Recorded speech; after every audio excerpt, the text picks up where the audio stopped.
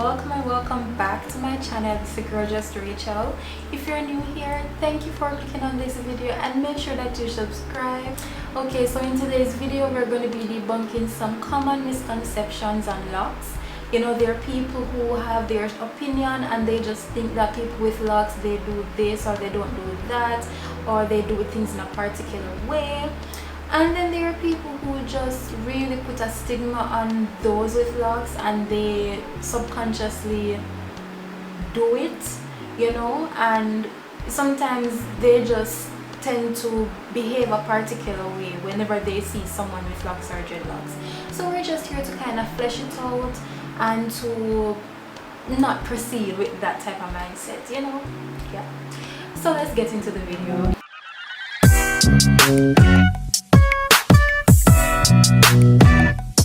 Okay, so some of these myths and misconceptions, I've personally been bombarded with them.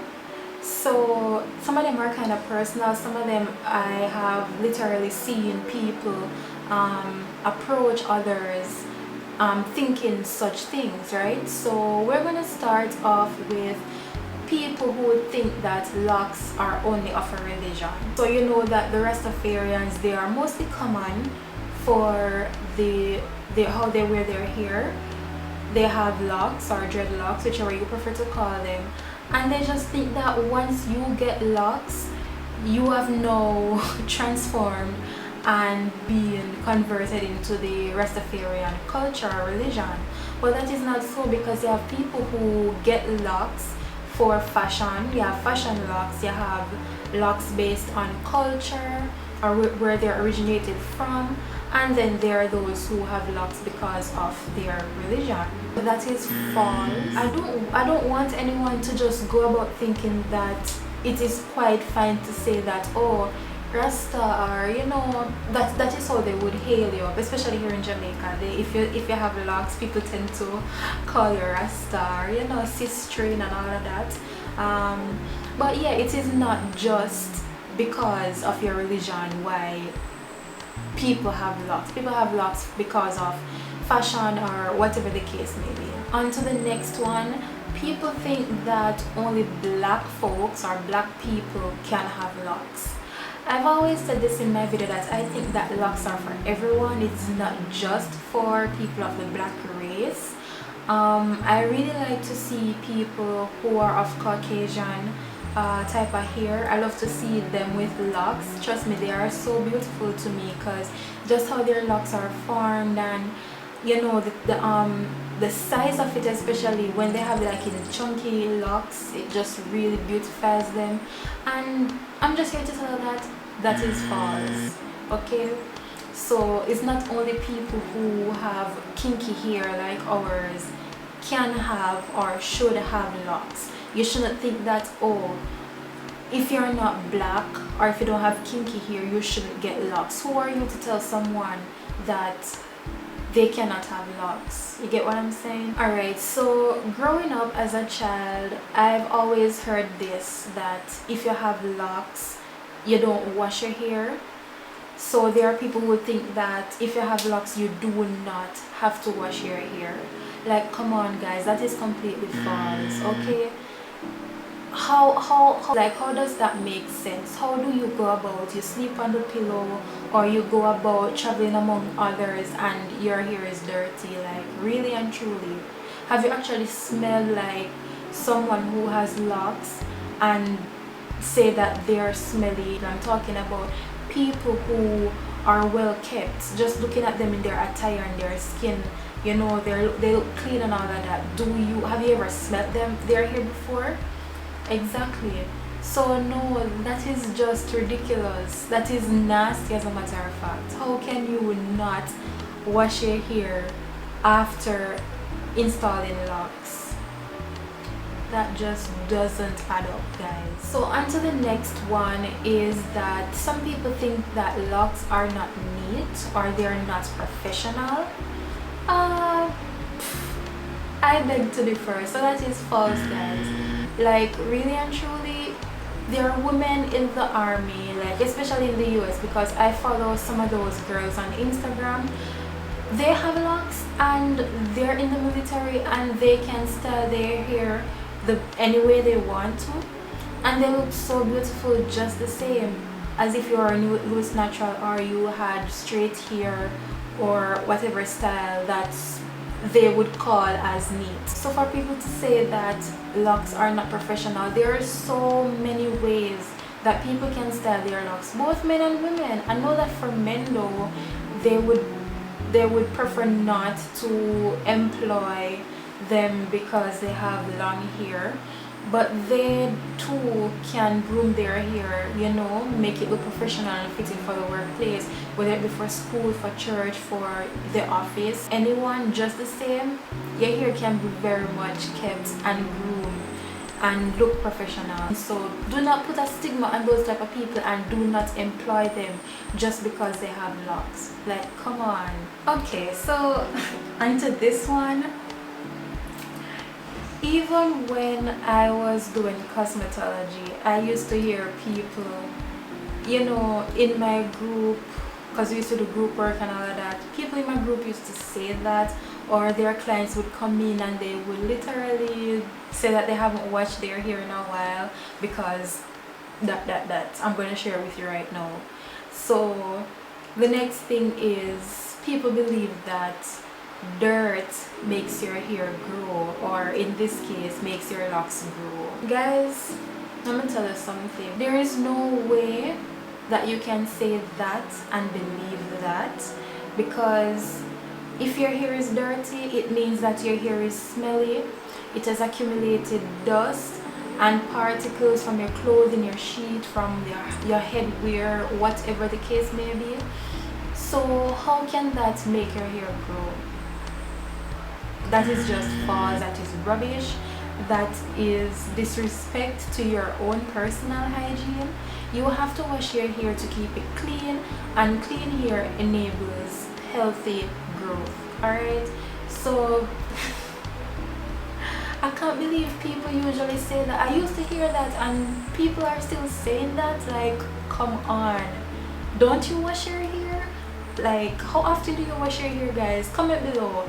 For me, who have locks, I wash my hair every week. Sometimes I wash my hair two days, like in 1 week, depending on how sweaty my scalp is, because I sweat a lot in my scalp and I just do not want to know that my hair is smelly at any point in time.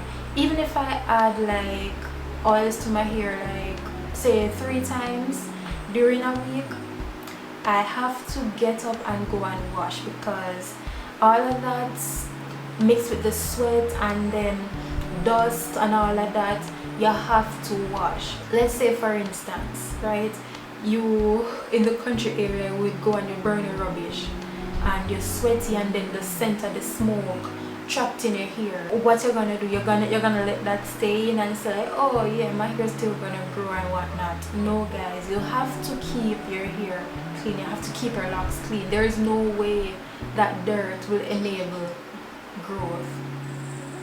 That really and truly, come on. Alright, so the next one, some people think that locks are ugly.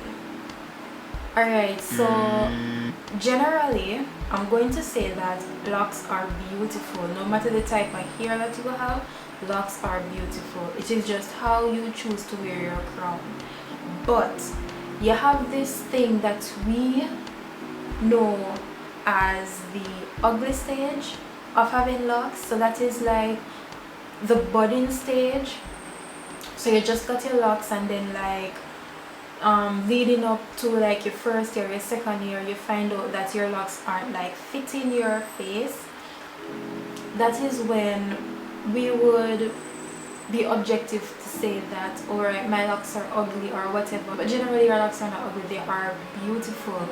You choose to have your locks in the size that you want, and you're going to ensure that they grow by taking great care of them.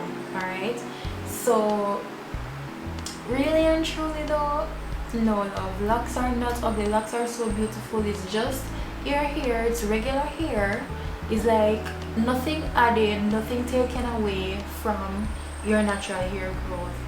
Right? Okay, so this is my last one. You have people who think that products that has the words locks or dreadlocks on the label can and should be used for your locks.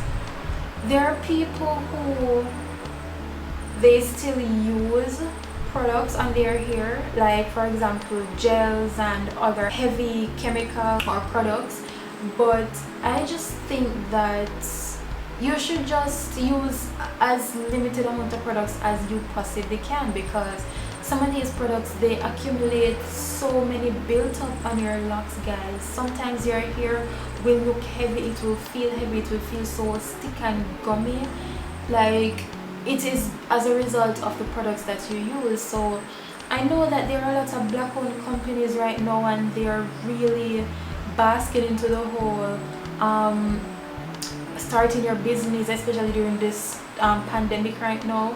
So they're creating their own line of products. There are products that have already existed before the pandemic, and really and truly I haven't dabbled into it. I mean, like, to go and purchase any to use, I wouldn't. The only thing that I would use are like shampoos, right, or oils, and you still have to be mindful of the type of oils that you use.